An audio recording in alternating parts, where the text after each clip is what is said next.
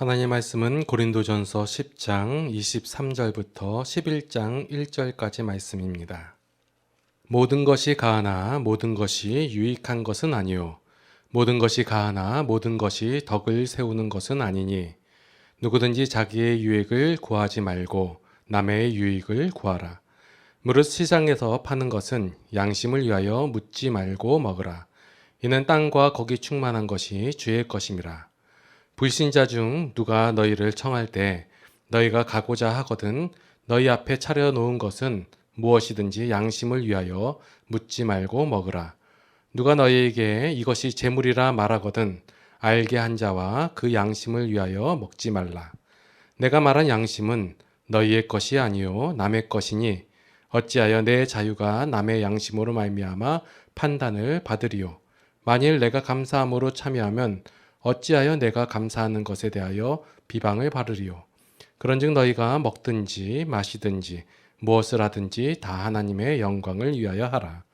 유대인에게나 헬라인에게나 하나님의 교회에나 거치는 자가 되지 말고 나와 같이 모든 일에 모든 사람을 기쁘게 하여 자신의 유익을 구하지 아니하고 많은 사람의 유익을 구하여 그들로 구원을 받게 하라. 내가 그리스도를 본받는 자가 된 것 같이 너희는 나를 본받는 자가 되라. 아멘. 예, 지난주에 우리가 세상에서 돈을 벌고 건강해야 하고 명예를 얻어야 하는 이유가 바로 우상 숭배하는 것을 피하기 위해서라고 말씀을 드렸습니다. 하나님께서는 하나님의 일을 충분히 완전하게 행하십니다. 그러하기 때문에 하나님께서는 하나님의 일을 완전히 이루시고 행하시고 이루어 가십니다. 그러면 이제 중요한 것은 하나님께서는 하나님의 일을 완전히 행하실 것이기 때문에 중요한 것은 우리 성도의 일입니다. 그러면 성도의 일이 무엇인지를 한번 살펴보고자 합니다. 자, 성도 되어진 것은 바로 하나님의 은혜로 말미암아 성도가 되었습니다. 그래서 성도는 무엇을 이루어야 하고 무엇을 완성해 가야 되는 존재가 아니라 이미 되어진 자고 이루어진 자입니다. 하나님께서 그렇게 하시겠다고 약속하셨고 하나님께서 이루시고 행하셨기 때문에 성도는 되어질 자가 아니라 되어진 자입니다. 그래서 성도는 하나님 안에서 완전한 자이며 자유자입니다. 그래서 남의 모든 것이 가한, 그러니까 허용된 자들이라는 거예요. 자, 우리의 구원이 우리의 노력이나 아니면 어떤 희생, 아니면 어떤 각오, 아니면 무슨 행함으로 주어진 것이 아니다라는 사실을 여러분도 잘 알고 계실 거예요. 구원은 무엇으로 된다고요? 하나님의 은혜로 말미암아 되어진 거예요. 하나님의 은혜로 되어지기 때문에 우리가 이러한 것으로 이루어지지 않는 사실을 고백해요. 그러면 이러한 것이 없으면 구원이 취소가 되나요? 아니란 말이에요. 이러한 것으로 되어진 것이 아니기 때문에 구원은, 그렇기 때문에 이러한 것이 없다, 안 한다 할지라 해서 구원이 취소되거나 없어지지 않는다는 거예요. 그래서 우리 성도들에게 자, 여러분들 무엇을 해도 됩니다. 자, 주일날 교회에 와도 되고 안 와도 됩니다. 하나님을 섬겨도 되고 안 섬겨도 됩니다. 기도해도 되고 안 해도 되고 헌금 드려도 되고 안 드려도 됩니다. 또 뭐가 있죠? 여러분 살인해도 되고 이건 좀 너무한가요? 하여간 모든 것이 가합니다. 그런다 할지라도 그것을 행한다 할지라도 여러분들이 구원이 취소되거나 없어지지 않습니다. 이 말을 두고 이 앞부분만 쫙 잘라서 얘기하지 마세요. 왜냐하면 이거 잘라서 얘기하면 완전히 이상한 거예요. 저것들은 막 죄를 지어도 천국 갔다고, 그리고 악한 짓을 한다고 해도 지옥 안 간다고 하고 이상한 종교다, 사입이다, 이렇게 얘기할 수 있기 때문에 모든 것이 가해요. 그런데 오늘 성경은 오늘 본문 말씀에서 보니까 자기의 유익을 구하지 말고 남의 유익을 구하라랍니다. 근데 세상에서 가르치는 건 뭡니까? 세상은 당당하게 너희의 유익을 위해서 자신의 유익을 위해서 자기 멋대로 살아라 이 얘기예요. 네 멋대로 해라. 네가 잘 되고 네가 더 잘 나가고 내 멋대로 해라. 좋은 말인 것 같아요. 그런데 정작 성경에서는 남의 유익을 구하라고 하고 남의 눈치를 살피라라고 얘기합니다. 자, 오늘 본문 말씀 한번 살펴볼게요. 무릇 시장에서 파는 것은 25절 말씀입니다. 양심을 위하여 묻지 말고 먹으라 이 얘기예요. 당시 시장에서 나오는 고기들은 그 고린도 성에서 우상에게 바쳤던 제물 있잖아요. 그 고기들이 이제 시장으로 나와서 통용됐고 그랬단 말이에요. 그래서 시장에서 나온 고기들은 대부분이 그 우상에게 바쳤던 제물이에요. 그러면 이런 것을 할 때, 먹을 때, 살 때 양심을 위하여 묻지 말고 먹으라 이러는 거예요. 여기서 양심은 누구를 위해서예요? 대부분 사람들이 이 말씀을 읽으면 어떻게 생각하냐면 내 양심을 위해서 내가 꺼리낌이 있으니까 먹지 말아라 얘기인데 이것은 파는 사람들의 양심을 위해서예요. 누구의 양심이라고요? 파는 사람의 양심을 위해서. 27절과 28절 말씀을 읽어볼게요. 불신자 중 누가 너희를 청할 때 너희가 가고자 하거든 너희 앞에 차려놓은 것은 무엇이든지 양심을 위하여 묻지 말고 먹으라. 불신자가 차려놓은 그 음식이 그 고기가 우상에게 바쳤던 제물일 수도 있고 아닐 수도 있어요. 그런데 불신자의 양심을 위해서 물어보지 말고 먹으라는 거예요. 그런데 누가 또 거기서 옆에서 아니면 그 사람이 이것이 제물이다. 우상에게 바쳤던 물건이다 라고 말하거든. 그런 알게 한 자와 그 사람의 양심을 위해서 먹지 말라는 거예요. 내 양심에 의해서 하는 것이 아니라 그 상대방의 양심을 위해서. 그러니까 고기가 제물 우상에게 바친 것을 먹으면 그 전에 얘기한 내용대로 보면 그 음식과 그 떡을 떼면 그 제사에 참여한 것이고 그 우상과 함께한 것이 아니냐라는 말씀이 있어요. 그래서 많은 사람들이 우상의 제물을 먹으면 안 된다. 그러니까 안 믿는 사람과 함께하면 안 된다라고 얘기를 하시는데 철저하게 그 기독교는 내 양심을 위해서 하는 것이 아니에요. 상대방의 양심을 위해서 하는 거예요. 그 사람이 정성스럽게 내온 음식은 우상에게 바친 제물이면 어떻고 안 바친 제물이면 어떻고 어떤 거면 어때요? 그 사람을 위해서 그 사람의 양심을 위해서 내가 먹어주는 거예요. 먹는 거예요. 그렇다고 해서 그것이 나에게 무슨 문제가 되는가? 아니다라는 거예요. 그 전 말씀 있잖아요. 우상은 없다. 그러니까 우상에게 바친 음식을 먹는다 해도 전혀 문제가 되지 않는다. 성도에게는 그 말을 그 지식적으로 아는 알미 있잖아요. 그러니까 바친 음식을 내놨어요. 안 믿는 사람이.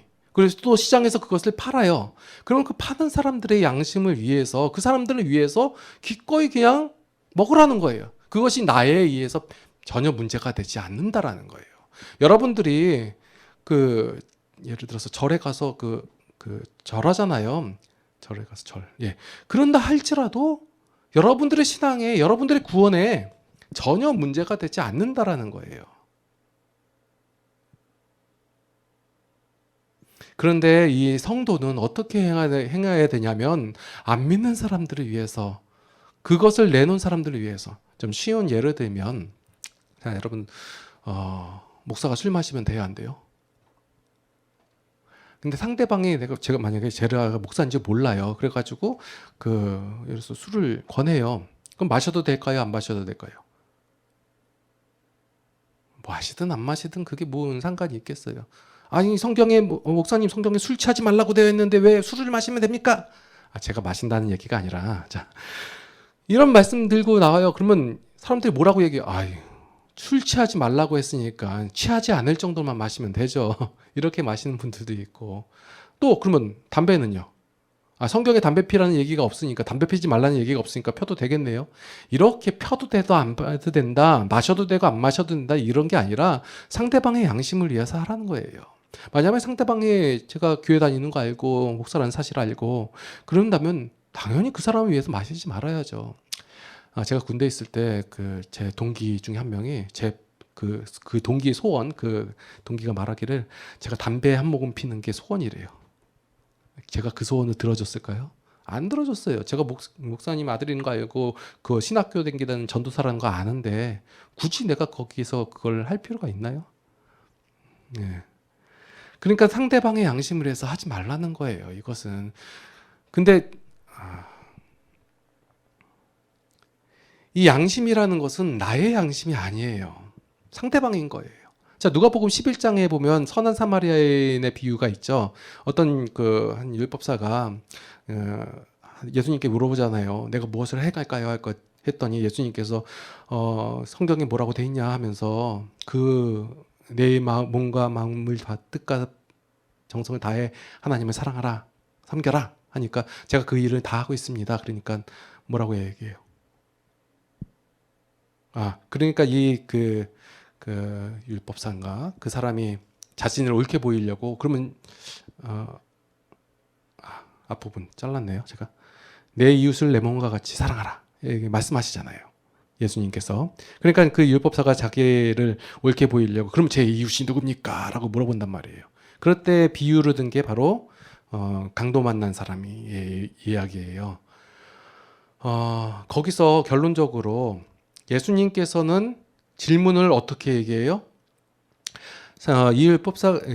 이 사람이 누가 제 이웃입니까? 라고 물어봤을 때 예수님께서는 누가 강도 만난 자의 이웃이냐라고 물어보는 거예요. 누가복음 11장에서 나타났던 제사장이나 레위인의 사정은 만약에 그 사람이 제사를 드리기 위해서 부정한 것을 만지지 않기 위해서 행했다 할 수도 있고 여러 가지 사정들이 있을 거예요. 그러나 예수님께서 말씀하시고자 하는 내용은 뭐냐면 누가 강도 만난 자의 이웃이냐라는 거예요. 이 양심이라는 것은 내 기준으로 되어지는 것이 아니라 상대방의 기준으로 되어지는 거예요. 요즘 코로나 때문에 오늘도 왔다 가셨는데 온라인으로 예배 드리냐, 비대면 하고 있냐라고 물어봐요. 저는 제 생각은 그래요. 그냥 비대면으로 하면 어떠냐. 그렇다고 해가지고 신앙이 떨어질 정도로 되면 그렇게 못 가르친 목사가 잘못한 거 아니냐 이거예요. 나중에 괜찮아지면 다시 함께 모여서 예배 드리면 되잖아요. 상대방들을 위해서 하는 거예요. 왜 교회만 때려잡냐라고 얘기하는 사람들도 있어요. 맞는 말이기도 해요. 다른 데 훨씬 더 많고 밖에 나가면 진짜 모여있는 데 많고 그래요. 그런데 솔직히 저희 교회도 모여도 되잖아요. 얼마 되지도 않는데. 그런데 중요한 건 상대방의 마음이잖아요. 상대방의 양심이잖아요. 그 사람들이 불편하다면 굳이 그렇게 할 필요가 없잖아요. 계속해서 말씀 속에서 강조되고 있는 것은 뭐냐면 성도가 자유자라는 사실이에요. 29절 말씀해 보니까 내가 말한 양심은 너희의 것이 아니요 남의 것이니 어찌하여 말씀을 잘 읽으셔야 돼요. 내 자유가 남의 양심으로 말미암아 판단을 받으리요. 자, 성도의 자유가 남으로 말미암아 남의 양심으로 말미암아 판단 받는다예요, 안 받는다는 거예요? 안 받는다는 거예요. 어찌하여 우리의 자유가 성도의 자유가 남의 양심으로 판단받느냐? 안 받는다는 거예요. 우리가 선을 행하든 악을 행하든 뭘 하든 어떻게 행하든 그 자유함이 남의 양심으로 말미암아 판단받지 않는다는 거예요. 제가 자주 하는 말이 있잖아요. 괜찮아요. 그래도 괜찮아요. 자주 하는 말이에요. 왜 괜찮아요?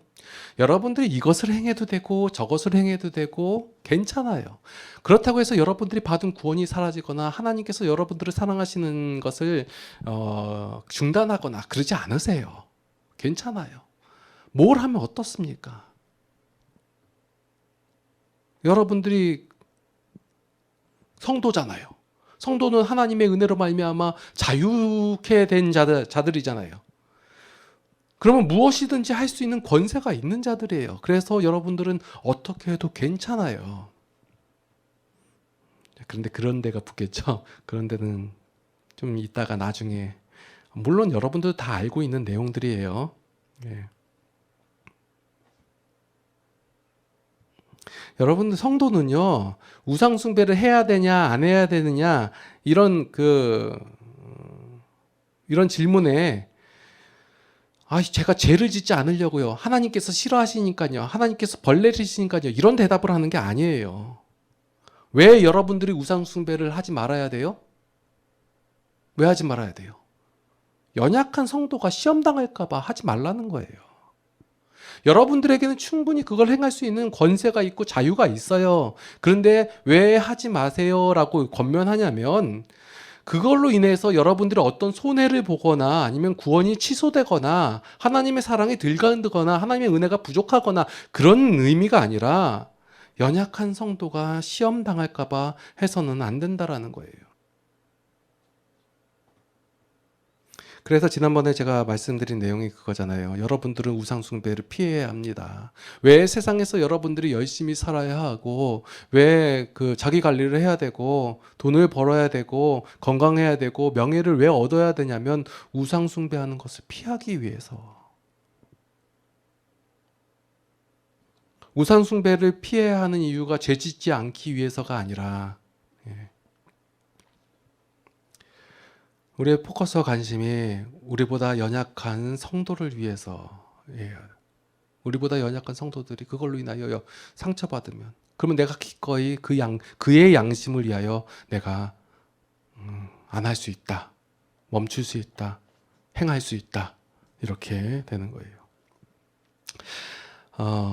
세상하고 기독교하고 교회하고 다름을 사람들은 뭐라고 생각하냐면 도덕성에서만으로 제한하려고 하는 그런 경향이 있어요. 세상과 교회의 가치가 같으면 교회는 세상의 수많은 수단과 방법 중에 하나가 될 수밖에 없어요.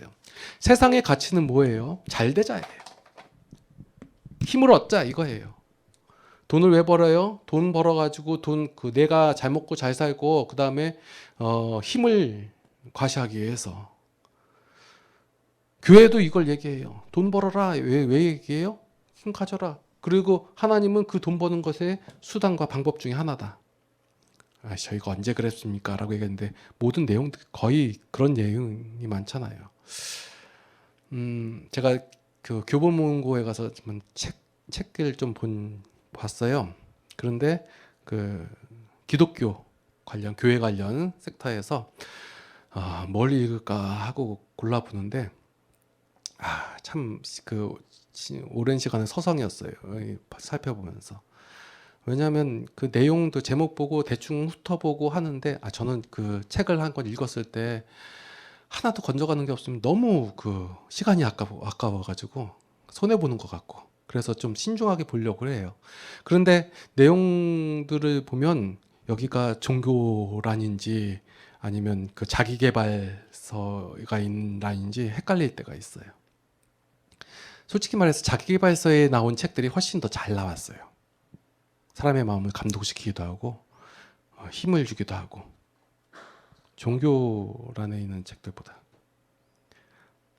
왜 세상의 가치와 교회의 가치가 같다라고 생각을 해요? 같다라고 생각하니까 세상에서 말하는 그 도덕성에서만 그 한계를 지으려고 하는 거기에 쫓아가고 있고요. 교회하고 세상은 전혀 다른 관점으로, 다른 가치관으로 되어 있는 곳이에요. 단지 도덕성으로만 다른 것이 아니라 바로 생명과 진리 그리고 은혜와 용서, 회복에 관한 것들을 갖고 있는 거예요. 그래서 성도에게, 교회에게 있어서 중요한 것은 나쁜 짓을 하면 지옥 가 이런 내용이 아니에요. 뭐에 대한 것이냐면 성도에 대한 그 명예에 대한 것이에요. 이것의 가치가 훨씬 더 커요. 성도가 성도됨의 가치를 알잖아요. 되어짐을 알잖아요. 그러면 가치 없는 일을 버리게 되는 거예요. 안 하게 되는 거예요. 성도가 주어진 그 직위가 무엇이고 그 가치가 무엇이고 그 명예가 무엇인지를 안다면 그것을 유지하기 위해서 그 품위를 지키기 위해서 성도가 행할 내용들이 행동들이 나온다라는 거예요. 그 사도 바울은 그런 내용을 하고 있는 거예요. 31절에 이제 그런즉 너희가 먹든지 마시든지 무엇을 하든지 다 하나님의 영광을 위하여 하라라고 돼 있어요. 이 말씀을 많이 들으셨잖아요.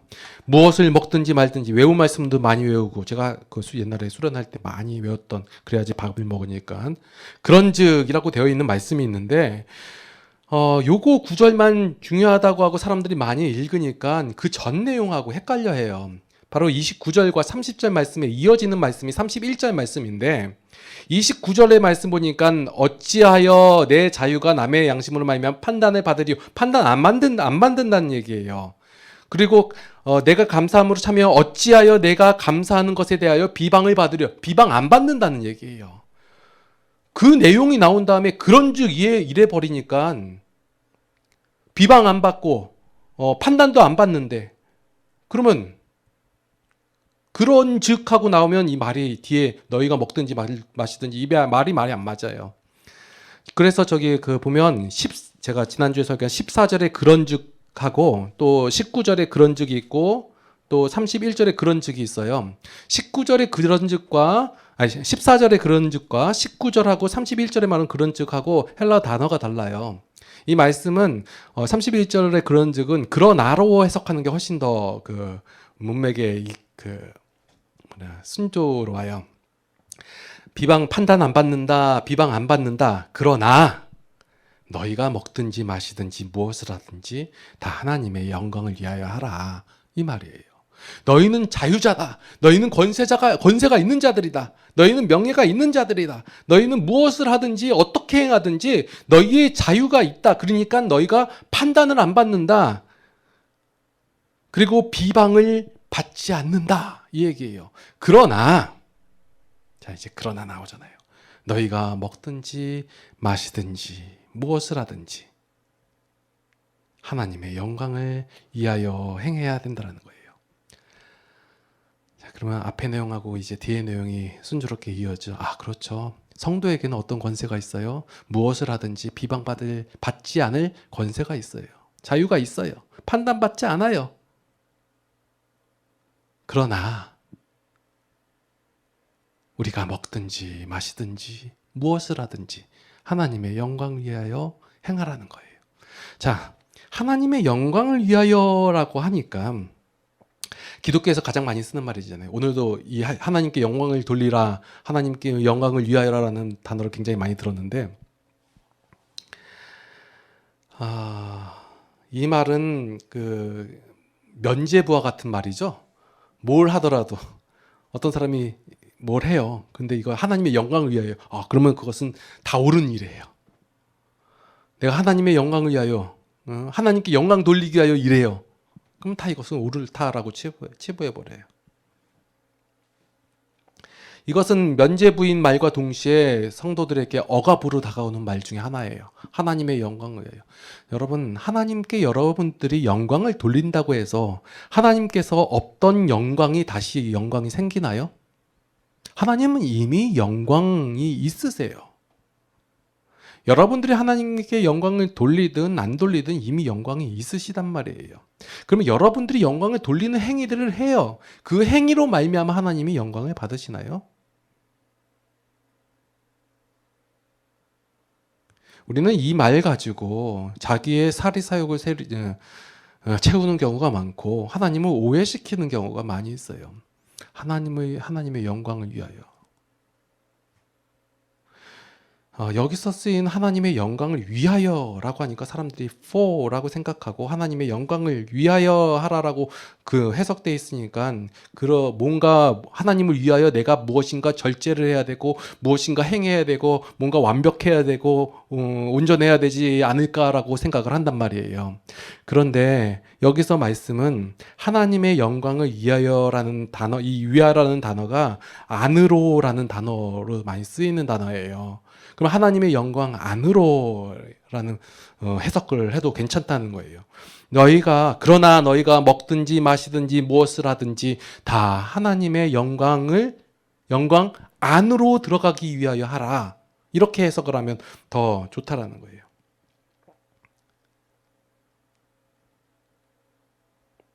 하나님의 영광을 위하여가 아니라 하나님의 영광 안으로 들어가야 합니다. 그 전에 제가 사도 바울이 고백한 내용들하고 예수님께서 하신 내용들 보면 예수님께서는 이 땅에 왜 오셨어요? 하나님의 영광 안으로 들어가기 위해서 오신 거예요. 이 땅에 오심으로 말미암아 고생과 희생을 당하신 것이 아니라 하나님의 영광 안으로 들어가기 위해서 이 땅에 오신 거예요. 인간을 사랑하사 죽기까지 그 몸을 내어주신 것, 그것이 바로 하나님의 영광 안으로 들어간 행위이기 때문에 그 일을 행하신 거예요. 사도 바울도 마찬가지예요. 예수님을 본받아서 하나님의 영광 안으로 들어가기 위해서 무엇을 내가 천국 가기 위해서 그렇게 행한 것이 아니라 내가 하나님의 자녀가 되었고 하나님의 백성이 되었어요. 성도가 되었어요. 그런데 성도의 그 영광을 누리기 위하여 그 하나님의 영광 안으로 들어가는 삶을 살아가는 거예요. 그게 복음에 참여함이고 복음에 동참한다 그 얘기예요. 사도 바울이 왜 이 복음 전한 일에 동참하고 그 일에서 버림받을까 염려를 하고 그 복음에 참여하기를 그렇게 간절히 원했나요? 그것은 하나님의 영광 안으로 들어가길 원해서, 그리고 그 하나님의 영광 안에 들어가 그 영광을 누리니 그것이 좋다라는 거예요. 그래서 성도들에게, 고린도 교회 성도들에게 권면하고 있는 거예요. 너희가 하나님의 영광 안으로 들어와라.